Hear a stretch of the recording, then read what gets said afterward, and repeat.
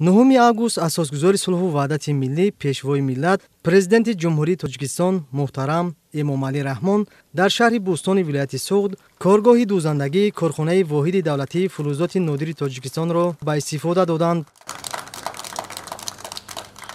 ба сарвари давлат муҳтарам Эмомалӣ Раҳмон иттилоъ дода шуд, ки дар ин коргоҳи дӯзандагӣ 45 нафар занону бонувон ва духтарони бешуғл бо ҷойи кори доимӣ таъмин гардида, дар навбати аввал музди маошашон 1800 сомониро ташкил медиҳад. мо якчанд занҳои хонишин, бонувон бо ҷойи кори доимӣ, шарту шароитҳои хуб таъмин шудем. Ташаккур ба пешвои миллат, ки чунин шарту шароитҳои хубро барои мо муҳайё карданд. Гуфт хонава кам-кам дӯзандагӣ мекардам, сехҳои ҳамту хонагӣ кам-кам дӯзандагӣ мекардам. Аку инҷа сехи нав ташкил шуда, кушода шуд.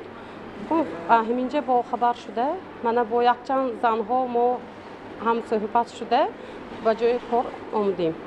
коргоҳи дӯзандагӣ дар заминаи корхонаи фаръии зари суғди корхонаи воҳиди давлатии фулӯзоти нодири Тоҷикистон дар асоси дастури супоришҳои пешвои миллат муҳтарам Эмомалӣ Раҳмон ва саҳм гузоштан дар татбиқи санъатикунонӣ бо сурати мамлакат ташкил гардааст. дар коргоҳи дӯзандагӣ истеҳсоли либоси мактабӣ, либосҳои махсус барои кормандони соҳаҳои гуногун ба роҳ монда шуда, ба сифати маҳсулот таваҷҷӯҳи бештар равона шудааст. дастгоҳу таҷҳизоти дӯзандагиву истеҳсолӣ аз давлатҳои Туркия, Чин ва Узбекистон ворид карда шуда, дар умум маблағи сармоягузорӣ қариб 2 миллион сомониро ташкил медиҳад. коргоҳи дӯзандагӣ иқтидор дорад, ки дар як сол ба маблағи 10 миллион сомонӣ маҳсулот истеҳсол карда, талаботи сокинони шаҳри Бӯстонро бо либоси мактабӣ таъмин намуда, бо дигар минтақаҳои вилояти Суғд дар ин самт ҳамкориро ба роҳ монад. дар асоси дастури супоришҳои асосгузори сулҳу ваҳдати миллӣ пешвои миллат президенти ҷумҳурии Тоҷикистон муҳтарам Эмомалӣ Раҳмон ва дар доираи эълон шудани солҳои 2022-2026 солҳои рушди саноат дар заминаи корхонаи фулӯзоти нодири Тоҷикистон зиёда аз 100 ҷойи кори нав таъсис дода шуд. мақсад аз ташкили хатҳои нави истеҳсолӣ ин истифодаи зарфиятҳои мавҷуд буда мебошад. маҳсулотҳои истеҳсолшавандаи корхонаҳои нав маҳсулотҳои воридот-ивазкунанда буда, мо бештар ба сифати маҳсулот таваҷҷӯҳ медиҳем, барои он ки дар бозор рақобат карда тавонем. бо дастгирӣ ва ғамхориҳои президенти мамлакат муҳтарам Эмомалӣ Раҳмон дар оянда бо ташкили хатҳои нави истеҳсолӣ нақша дорем, ки шумораи ҷойҳои нави кориро бештар намоем.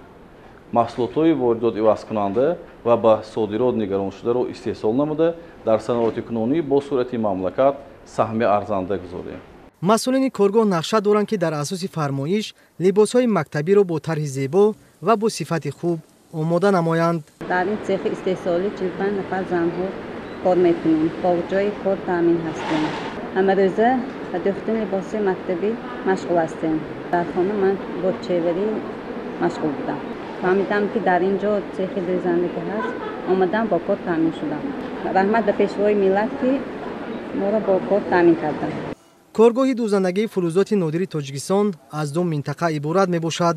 дар минтақаи аввал либоси мактабиву корӣ, дар минтақаи дуюм бошад либосҳои махсуси ивазкунандаи воридот, аз ҷумла либосҳои махсуси низомӣ, либосҳои муҳофизатии химиявӣ, хаймаҳои саҳроии ҳарбӣ, болопӯши нақлиёти низомӣ ва болопӯшҳои қароргоҳи низомӣ истеҳсол карда мешавад.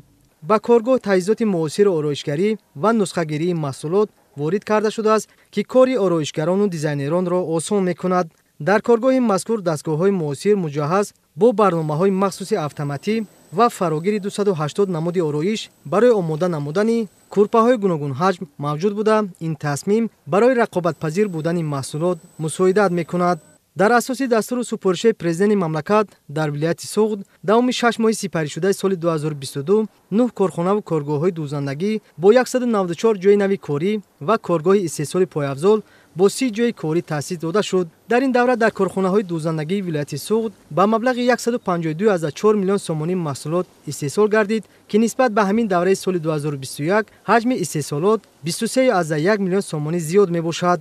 имрӯз шумораи корхонаву коргоҳҳои дӯзандагии вилояти Суғд ба 67 адад баробар гардааст. қобили қайд аст ки моҳи феврали соли 2022 бо иштироки пешвои миллат муҳтарам Эмомалӣ Раҳмон коргоҳи заргарии зари суғд ки дар заминаи корхонаи воҳиди давлатии фулӯзоти нодири Тоҷикистон ташкил гардидааст, мавриди баҳрабардорӣ қарор гирифта буд. баъди ба фаъолият оғоз намудани коргоҳи мазкур 30 нафар сокинон соҳиби ҷойи кори доимӣ ва маоши хуб гардиданд. масъулини корхона маҳсулоти истеҳсоли коргоҳи дӯзандагиро ба намоиш гузоштанд. пешвои миллат муҳтарам Эмомалӣ Раҳмон дастур доданд ки ба сифати маҳсулоти истеҳсолӣ бештар таваҷҷӯҳ равона карда шавад.